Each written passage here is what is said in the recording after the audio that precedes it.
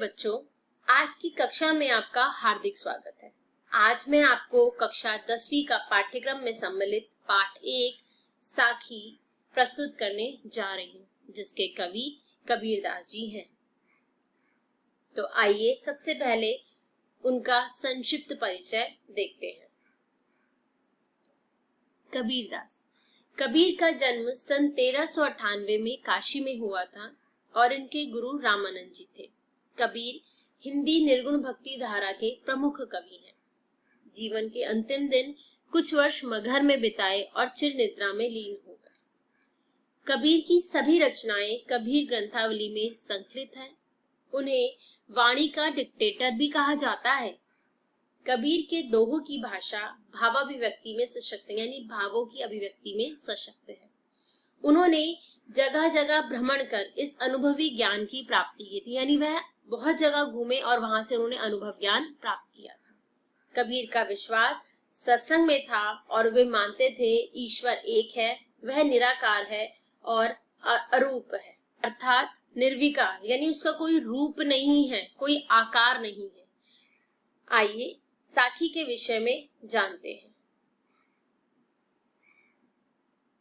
साखी कबीर के द्वारा रचित साखियां प्रमाण है कि सत्य का प्रत्यक्ष ज्ञान देता हुआ ही गुरु शिष्य को जीवन के तत्व ज्ञान की शिक्षा देता है। साखी शब्द साक्षी शब्द का तद्भव रूप है, जिसका अर्थ है प्रत्यक्ष ज्ञान।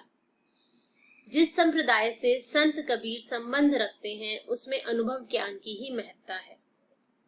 प्रस्तुत साखियां दोहा छंद में है। इसकी भाषा को पंचमेल खिचड़ी अथवा सदुक्कड़ी भाषा भी कहा जाता है। पंचमेल खिचड़ी अर्थात बहुत सारी भाषाओं का मेल और सदुक्कड़ी यानी साधु की भाषा। आइए दोहों का भावार्थ एवं कठिन शब्द के अर्थों को देखते हैं। पहला दोहा। ऐसी बाणी बोलिए मन का आपा खोए, अपना तन शीतल करे औरन को सुख होए। शब्दार्थ। बाणी अर्थात बोली, आपा अहंकार, होई त्याग करना, शीतल ठंडा, औरन दूसरों को, तन शरीर और होई अर्थात होना। अर्थात बच्चों ऐसी बाणी बोलिए यानी हमें ऐसी बाणी यानी ऐसे वचन बोलने चाहिए मन का आपा खोए, यानी अहंकार को हम समाप्त कर सकें, अपने अहंकार को। अपना तन शीतल करें, अगर हमारा अहंकार जो है वह समाप्त हो जाएगा तो उससे क्या होगा, हम अपने शरीर को ठंडक प्रदान करेंगे और औरन को सुख और साथ में दूसरों को भी सुख प्राप्त होगा। तो आइए देखते हैं।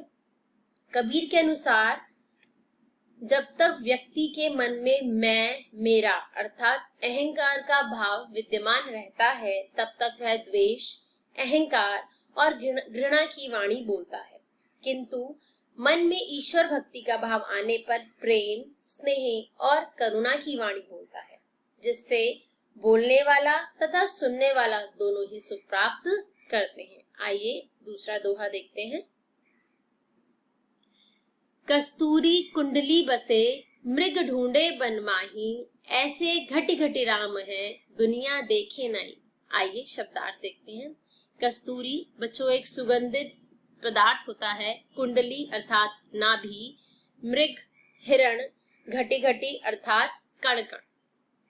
कस्तूरी कुंडली बसे यानी जो सुगंधित पदार्थ है वो नाभि में होता है। किसकी? मृग यानी मृग की नाभि में कस्तूरी नामक सुगंधित पदार्थ होता है। ढूंढे बनमाही, लेकिन वो क्या है, पूरे जंगल में उसे ढूंढता है। ऐसे घटी घटी राम है, ऐसे ही घटी घटी यानी कण कण में राम का वास है, ईश्वर का वास है, परमात्मा का वास है।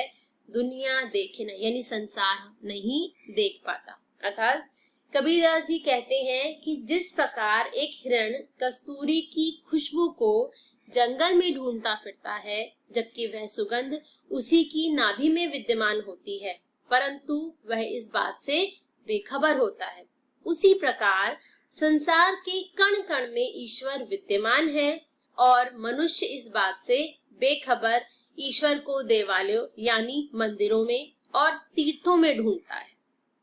कबीर जी कहते हैं कि अगर ईश्वर को ढूंढना ही है तो अपने मन में ढूंढो, यानी अपने हृदय में ढूंढो, क्योंकि उनका वास वहीं पर है। आइए तीसरा दोहा समझते हैं। जब मैं था तब हरि नहीं, अब हरि है मैं नाही, सब अंधियारा मिट गया जब दीपक देखा माही। शब्दार्थ, मैं अर्थात अहंकार, हरि ईश्वर परमात्मा, अंधियारा अंधकार और माही अर्थात अंदर। जब मैं था तब हरि नहीं, जब यानी मेरे अंदर अहंकार था तब मुझे ईश्वर की प्राप्ति नहीं हुई थी। अब हरि है मैं नहीं, यानी अब ईश्वर है तो वो अहंकार समाप्त हो चुका है। सब अंधियारा मिट गया, यानी सारा अज्ञान का जो अंधकार था वो क्या है, समाप्त हो गया है।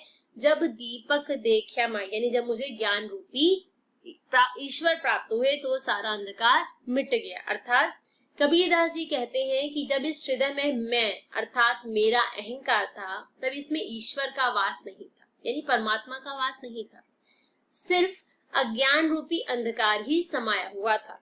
परंतु अब हृदय में अहंकार नहीं है तो इसमें प्रभु का वास है, यानी परमात्मा इसमें वास करते हैं।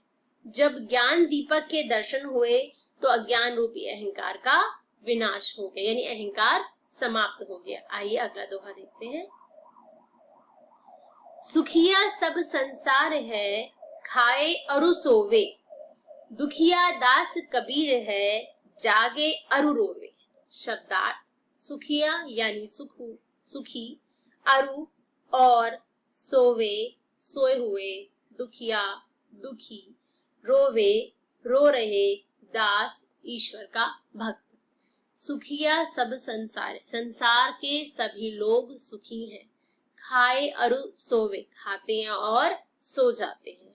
दुखिया दास कबीर है, कबीर दास जी क्या है, दुखी हैं। जागे अरु रोवे, वो जागते हैं और रोते हैं। अर्थात कबीर दास जी कहते हैं कि संसार के सभी लोग सुखी हैं, वे खाते हैं और सो जाते हैं, अर्थात मोह माया से ग्रस्त हैं और अज्ञान रूपी अंधकार में डूबे हुए हैं। ये सब देखकर कबीरदास दुखी हैं और वे रो रही हैं। कबीर संसार को विषय वासनाओं में लीन और ईश्वर भक्ति से हीन देखकर दुख का अनुभव कर रहे हैं। बच्चों, आशा करती हूँ कि आपको कबीरदास जी के ये चारों दोहे अच्छे से समझ आ गए होंगे। धन्यवाद।